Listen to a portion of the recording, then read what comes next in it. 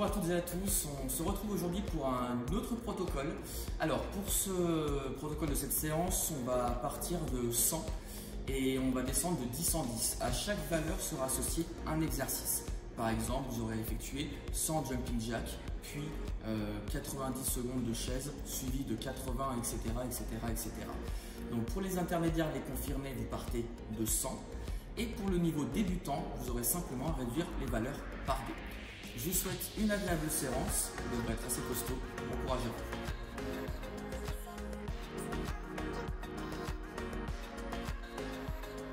vous. Ok, ralentir le mouvement.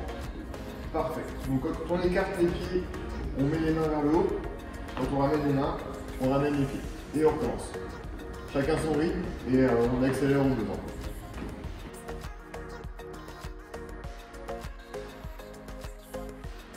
Ok, on va maintenant passer à un mouvement de flexion-extension totale. On démarrera avec la position bras au-dessus de la tête. En inspirant, on va fournir une flexion de buste, hanche, genou, cheville, dos droit. Et en soufflant, impulsion. Et ainsi de suite. Pour des raisons de sécurité, si vous avez des soucis au niveau des hanches, genoux, chevilles, vous pouvez adapter ce mouvement en supprimant l'impulsion, en vous réceptionnant sur la pointe de pied. Et on enchaîne.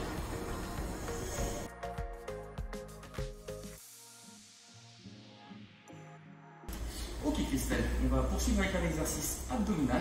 On va partir sur ce qu'on appelle le Russian twist. On a les pieds au sol, une petite inclinaison de buste à fournir très modérée. Je vais ensuite amener la bouteille de chaque côté, tout en gardant le buste un maximum fixe, uniquement un mouvement des bras. Si on est très à l'aise sur le mouvement, on peut se permettre de décoller les jambes pour effectuer l'exercice.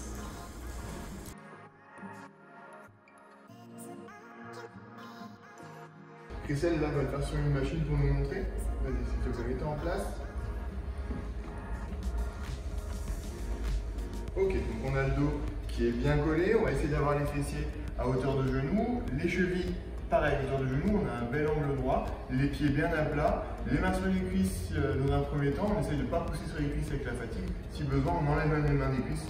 Ok, là on a une belle chaise. On a un travail au niveau quadriceps, donc l'avant de la cuisse, et au niveau des fessiers.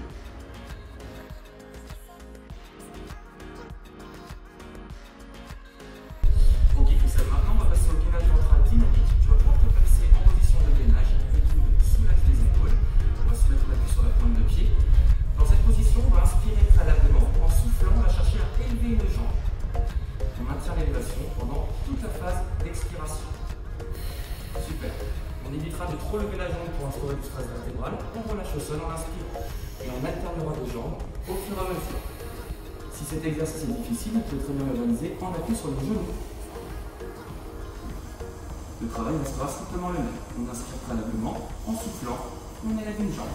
On maintient pendant l'expiration et on relâche au sol en inspirant.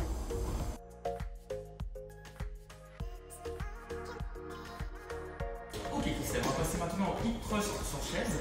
Alors tu vas pouvoir mettre ta voûte plantaire sur le rebord de la chaise. On va prendre appui sur les pieds en inspirant préalablement. En soufflant, on va fournir une élévation de bassin. Super.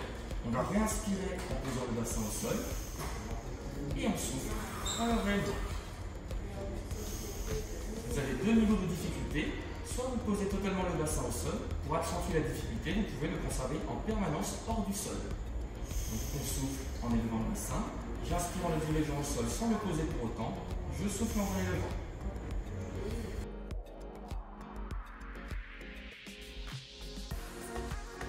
Très bien, donc quand elle descend, vas-y, reste en bas, top. À le poids du corps sur les talons, les pointes de pied peuvent être décollées. On essaye d'avoir les genoux à peu près à hauteur de fessier, le dos bien droit, on regarde devant soi, pas trop bas, parce que le regard est directeur. Si vous regardez en bas, vous allez aller vers l'avant et arrondir le dos.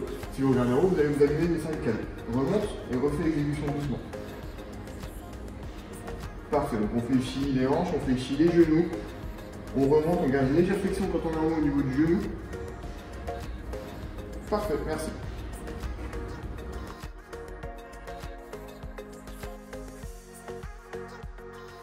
Pour ça, on pose les mains sur la chaise de chaque côté. On va sortir les fesses de la chaise, les mettre juste devant. Parfait. Et on va fléchir les coudes pour descendre et on remonte. Très bien. Ça c'est le premier niveau. Pour augmenter la difficulté, il suffit simplement d'éloigner les pieds de la chaise. Parfait, donc là on est sur le niveau maximum, les talons dans le sol, les pointes de pied vers le plafond et à nouveau on fléchit les bras et on remonte. Vous voyez que son épaule descend au niveau de son coude, pas plus bas et on remonte. C'est bon, merci.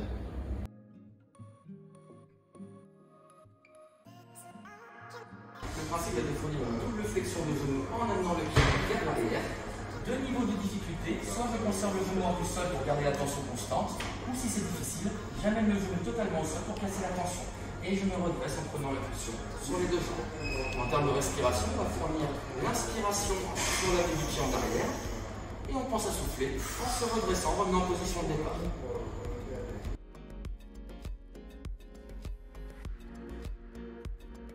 Du coup, premier niveau, on est sur les genoux et les fesses assez hautes, s'il te plaît. Voilà, donc les mains un tout petit peu plus larges que les épaules. Elle descend, parfait. Elle a les fesses qui sont assez hautes, qui sont quand elles remontent alignées par rapport à ses genoux. Ok, ça c'était le premier niveau, merci. Deuxième niveau, tu avances un petit peu les mains. Tu avances un petit peu les fesses également. Donc là, les fesses ne sont plus du tout alignées avec les genoux. Et du coup, elle va avoir plus de pression au niveau des bras parce qu'il y aura plus de poids du corps. On redescend et on remonte. Parfait. On fixe bien les omoplates, on essaie de bien les descendre. On est toujours gainé. Super, donc relâche un petit peu. Troisième et dernier niveau, on quitte du coup la position sur les genoux, on se met sur les pointes de pied. Et là, on descend sur une pompe, donc pareil, position des mains légèrement plus large que les épaules, et on remonte. Parfait, c'est tout bon. Merci.